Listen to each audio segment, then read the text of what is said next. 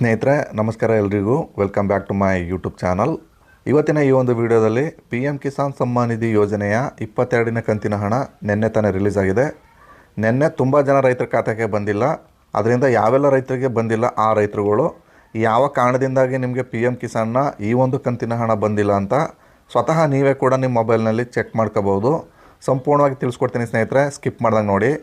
ಏನಾದರೂ first time ನಮ್ಮ channel ನೋಡ್ತಾ ಇದ್ದೀರಿ ಅಂದರೆ ದಯವಿಟ್ಟು ನಮ್ಮ ಚಾನಲ್ನ ಸಬ್ಸ್ಕ್ರೈಬ್ ಮಾಡ್ಕೊಳ್ಳಿ ಅಂತ ಹೇಳ್ತಾ ವಿಡಿಯೋನ ಶುರು ಮಾಡ್ತಾಯಿದ್ದೀನಿ.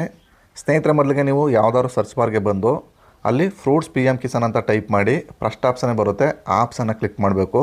ನಂತರ ನೆಕ್ಸ್ಟ್ ಪೇಜು ನಿಮಗೆ ಈ ರೀತಿ ಓಪನ್ ಆಗ್ತದೆ.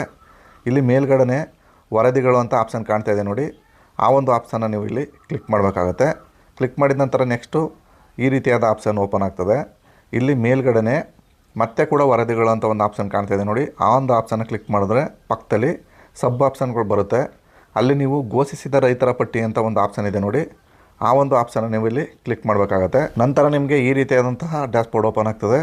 ಇಲ್ಲಿ SST ಪಡೆದಂಥ ರೈತರ ಪಟ್ಟಿ ಅಂತ ಮೊದಲಿಗೆ ನಿಮ್ಮ ಜಿಲ್ಲೆನ ಸೆಲೆಕ್ಟ್ ಮಾಡ್ಕೊಳ್ಳಿ, ನಂತರ ನಿಮ್ಮ ತಾಲೂಕನ್ನು ಸೆಲೆಕ್ಟ್ ಮಾಡ್ಕೊಳ್ಳಿ, ಹಾಗೆ ನಿಮ್ಮ ಹೋಬಳಿ ಸೆಲೆಕ್ಟ್ ಮಾಡಿಕೊಂಡು ನಿಮ್ಮ ಗ್ರಾಮನ ಸೆಲೆಕ್ಟ್ ಮಾಡಿಕೊಂಡು ಸಬ್ಮಿಟ್ ಮಾಡ್ತು ಅಂದರೆ ಈ ರೀತಿಯಾಗಿ ನಿಮ್ಮ ಗ್ರಾಮದಲ್ಲಿ ಪಿ ಎಮ್ ಕಿಸಾನ್ ಸಮ್ಮಾನ್ ನಿಧಿಗೆ ನೋಂದಾಯಿಸಿರ್ತಕ್ಕಂಥ ರೈತರ ಪಟ್ಟಿ ಓಪನ್ ಆಗ್ತದೆ. ಈ ಒಂದು ಪಟ್ಟಿಯಲ್ಲಿ ನೀವು ಅಪ್ರೂವ್ಡ್ ಅಥವಾ ಎಸ್ ಅಂತ ಇದೆ ಅಂತ ಅಲ್ಲಿ ನೀವು ತಿಳ್ಕೋಬೇಕಾಗ್ತದೆ. ಪಿ ಎಮ್ ಕಿಸಾನ್ಗೆ ಕಳಿಸಲಾಗಿದೆ ಆ ಒಂದು ಜಾಗದಲ್ಲಿ ಎಸ್ ಅಂತ ಇರಬೇಕು. ಒಂದು ವೇಳೆ ಆ ಜಾಗದಲ್ಲಿ ನೋ ಅಂತ ಇದ್ದರೆ ಆ ರೈತರಿಗೆ ಪಿ ಎಮ್ ಕಿಸಾನ್ ಹಣ ಬರಲ್ಲ. ಸ್ನೇಹಿತರೆ, ಇದನ್ನು ನೀವು ಈಸಿಯಾಗಿ ನೋಡ್ಕೊಳ್ಳಿ. ಈ ರೀತಿ ನಿಮ್ಮದೇನಾದ್ರು ಹೆಸರು ಪಕ್ಕದಲ್ಲಿ ನಿಮಗೆ ಈ ರೀತಿ ನೋ ಅಂತ ಇದ್ದರೆ ಈ ಒಂದು ಕಂತಿನ ಹಣ ಬರಲ್ಲ ಅಂತಲೇ ಹೇಳ್ಬೋದು. ಹಾಗೆಯೇ ತುಂಬ ಜನ ರೈತರಿಗೆ ಈ ಒಂದು ಸಮಸ್ಯೆಯಿಂದಾಗಿ ಪಿ ಎಮ್ ಕಿಸಾನ್ ಹಣ ಈ ಒಂದು ಕಂತಿನ ಹಣ ಬಂದಿಲ್ಲ.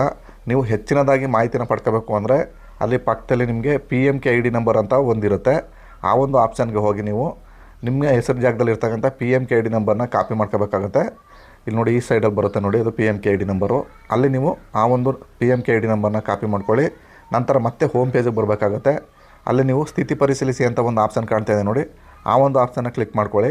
ನಂತರ ನೆಕ್ಸ್ಟ್ ಪೇಜು ಈ ರೀತಿ ಓಪನ್ ಆಗ್ತದೆ. ಅಲ್ಲಿ PMKID ಅನ್ನೋ ಆಪ್ಷನ್ನ ಸೆಲೆಕ್ಟ್ ಮಾಡಿಕೊಂಡು ಕೆಳಗಡೆ PMKID ನಂಬರು ಕಾಪಿ ಮಾಡ್ಕೊಂಡಿರ್ತಾರಲ್ಲ ಆ ಒಂದು ನಂಬರ್ನ ಇಲ್ಲಿ ಪೇಸ್ಟ್ ಮಾಡಿಬಿಟ್ಟು ಕೆಳಗಡೆ ಬಂದು ಹುಡುಕಿ ಅಥವಾ ಸರ್ಚ್ ಅಂತ ಆಪ್ಷನ್ ಇದೆ ನೋಡಿ, ಆ ಒಂದು ಆಪ್ಷನ್ನ ಕ್ಲಿಕ್ ಮಾಡ್ತು ಅಂದರೆ ಸಂಪೂರ್ಣವಾಗಿ ನಿಮ್ಮ ಅರ್ಜಿ ಡೀಟೇಲ್ಸು ಈ ರೀತಿ ಓಪನ್ ಆಗ್ತದೆ. ನಿಮ್ಮ ಅರ್ಜಿ XML ಆಗಿದೆಯಾ, ನಿಮಗೆ ಇಲ್ಲಿ ತನಕ ಎಷ್ಟು ಪಿ ಎಮ್ ಕಿಸಾನಲ್ಲಿ ಹಣ ಬಂದಿದೆ ಅನ್ನೋ ಸಮ್ಮರಿ ಕೂಡ ಕರೆಕ್ಟಾಗಿತ್ತು ಅಂದರೆ ಆ ರೈತಂಗೆ ಈ ರೀತಿ ತೋರಿಸುತ್ತೆ. ಒಂದು ವೇಳೆ ಬಂದಿಲ್ಲದಿರ್ತಕ್ಕಂಥ ರೈತನ್ನ ಚೆಕ್ ಮಾಡಿ ನಿಮಗೆ ತೋರಿಸ್ಕೊಡ್ತೀನಿ. ಆ ರೈತಂದ PMKID ನಂಬರ್ನ ಹಾಕಿ ಅದನ್ನು ಕೂಡ ನಿಮಗೆ ಸರ್ಚ್ ಮಾಡಿ ತಿಳಿಸ್ಕೊಡ್ತೀನಿ. ಸ್ನೇಹಿತರೆ, ಸರ್ಚ್ ಮಾಡಿದ ನಂತರ ಆ ಒಂದು ರೈತನ ಸ್ಕ್ರೋಲ್ ಮಾಡ್ಕೊಂಡು ಬಂದರೆ ಕೆಳಗಡೆ ಬಂದಿದೆ ನೋಡಿ ರೀಸನ್.